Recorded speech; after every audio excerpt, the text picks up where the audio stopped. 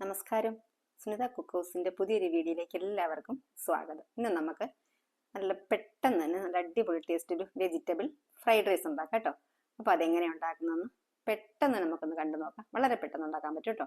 അപ്പോൾ അതിന് വേണ്ടിയിട്ട് ഒരു പാത്രം വെച്ചിട്ട് അതിലേക്ക് കുറച്ച് സൺഫ്ലവർ ഓയിൽ ചേർത്ത് കൊടുത്തു, ഒരല്പം വെളുത്തുള്ളി നൈസായിട്ട് അരിഞ്ഞ് ചേർത്ത് കൊടുത്തു, കുറച്ച് സവോള അരിഞ്ഞ് ചേർത്ത് കൊടുത്തു,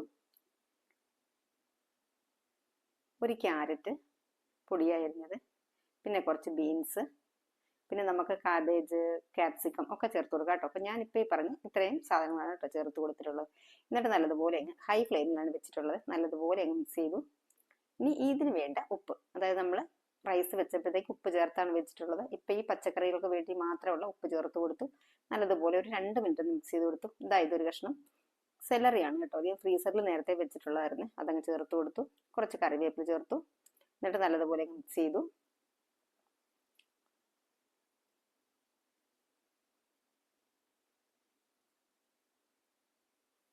അപ്പോൾ ഇതെല്ലാം ഇവിടെ ഒന്ന് വാടി വന്നിട്ടുണ്ട്. ഇനി നമുക്കിതിലേക്ക് ഉപ്പിട്ട് വേവിച്ച് വെച്ച് റൈസ് അങ്ങ് ചേർത്ത് കൊടുക്കാം. ബസ്മതി റൈസാണ് കേട്ടോ. അപ്പോൾ അത് ഇത്രയേ ഉള്ളൂ. നമ്മുടെ സൂപ്പർ ടേസ്റ്റിൽ നമ്മുടെ ഫ്രൈഡ് റൈസ് ഇവിടെ റെഡി ആയിട്ടുണ്ട്. നല്ലതുപോലെ ഒന്ന് മിക്സ് ചെയ്ത് എടുക്കണം. നമ്മൾ ചേർത്തിട്ടുള്ള പച്ചക്കറികളൊക്കെ റൈസിൻ്റെ എല്ലാ ഭാഗത്തേക്കും എത്തുന്ന രീതിയിൽ ഒന്നങ്ങ് മിക്സ് ചെയ്ത് കൊടുക്കണം.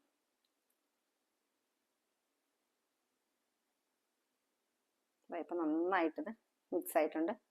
റൈസ് നേരത്തെ വെച്ചിട്ടുണ്ടായിരുന്നു കേട്ടോ, വേവിച്ച് വെച്ചിട്ടുണ്ടായിരുന്നു. കുറച്ച് ഒരു 1/2 ടീസ്പൂൺ കുരുമുളക് പൊടി ചേർത്ത് കൊടുത്തു. എന്നിട്ട് നല്ലതുപോലെ മിക്സ് ചെയ്തു. ഇനി നമുക്ക് ഒരല്പം എള്ളെണ്ണ കുറച്ച് മതി ഒന്നങ്ങ് സ്പ്രിങ്കിൾ ചെയ്ത് കൊടുക്കാം. അപ്പോൾ നമ്മുടെ സൂപ്പർ ടേസ്റ്റ് ആയിരുന്നു ഫ്രൈഡ് റൈസ് ഇവിടെ റെഡി ആയിട്ടുണ്ട്. അപ്പം നമ്മുടെ വീഡിയോ ഇവിടെ പൂർണ്ണമാകുന്നു. വീണ്ടും മറ്റൊരു നല്ല വീഡിയോയിൽ വരാം. ബൈ.